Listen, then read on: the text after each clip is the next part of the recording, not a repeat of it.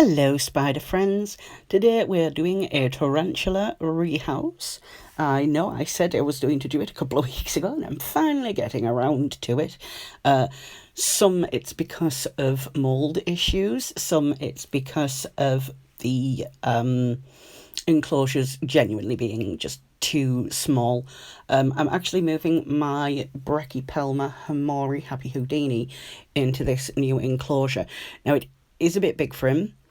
I'm considering trading him out for a different one, but I'm just going to see how he settles in this because it's a bit of a different setup from what he had before. And I'm hoping that he's gonna like this new enclosure and just settle in, and I won't have to fart about moving him to a different one. But it should be okay. The only problem is that they've got these water dishes that I normally get, and they're just a little bit too big. Normally they're a little bit smaller, and I think that the company who makes them has done a bit wrong with the typical size that they normally are. So I'm having issues with that. Luckily, I've got plenty of milk lids, so I can just use those. Now, Houdini did not want to come out. This is a fish tank ornament that's been in his enclosure, and I think he's getting a bit too big for it, which is why I'm taking it out now. But he really did not want to come out of it. He did not at all want to get off the ornament. He wanted to stay on it. I say he. Obviously, I've got no idea. I've had him since he was a teeny tiny little sling, and he's getting bigger now, which is nice. But yeah, he really did not want to come off this ornament, and he loves hiding in it. But he's just going to have to settle for some cork bark, because that's what I've got now.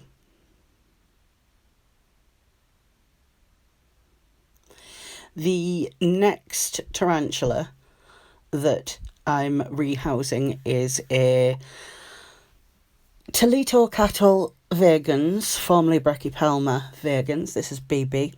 BB's not really been on my channel very much. I originally bought her and another one that was supposed to be from the same egg sac, because I was going to do a sort of water pipette versus spray bottle experiment.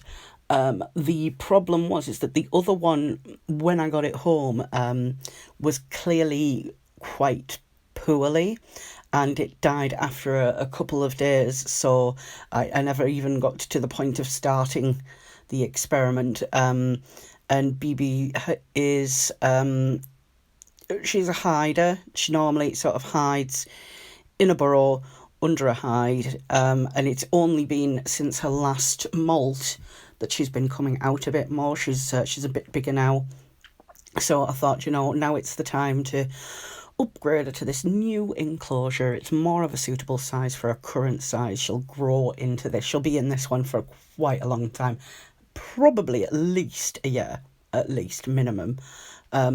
She's also had just 2 days ago a little bit of mold sprung up in her enclosure, so I was like, oh no, this is bad. So I spot cleaned it, and took it out, knowing that I was going to be rehousing her anyway. I was just waiting for a new cocoa fibre brick to arrive, which it finally did. And she's fine now. She's settled in a new environment. She also, though, did not want to come out of the box. But this is BB, and she's a good girl.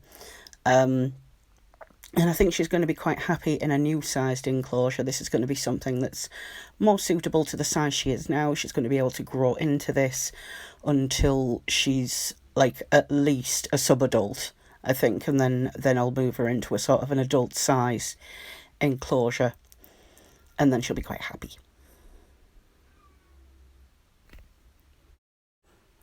The next one is a relatively easy rehouse, actually.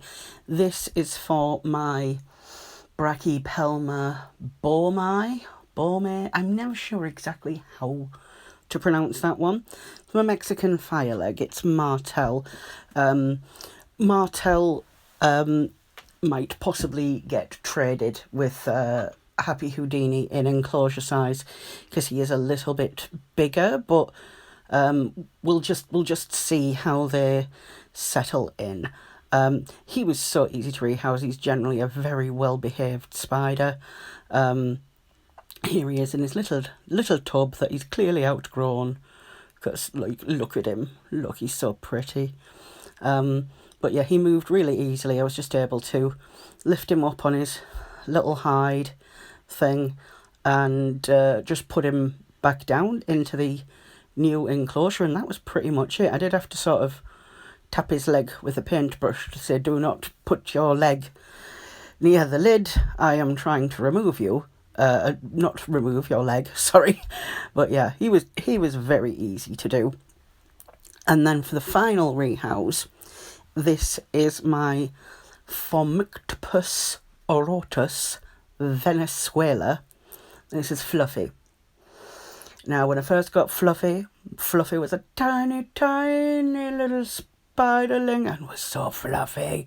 In fact, like, Fluffy was in one of the tiniest houses that I ever had when I first got Fluffy. Now Fluffy's melted. No, that's not right. Molted. Fluffy has molted a few times and recently, so Fluffy's going into the new enclosure. The lid is there because I can't find my extra cork back. I do know I have some, but I've just put that there as a sort of temporary side hide. And as soon as I find the cork bark, I will be replacing that. But yeah, so here is Fluffy. Fluffy is very fluffy, hence the name. Also, a relatively easy rehouse compared to Happy Houdini. But yeah, so also I discovered that for some reason there was 2 water balls in Fluffy's box rather than 1. I don't know sure how exactly that happened, but yay, I now have a spare water ball. But they've all been transferred now, they've all settled in, we're going to see how they do. Hopefully they'll all be very happy. I don't want to have to do this again for a while. So please remember to like and subscribe. Hopefully I'll see you again next time.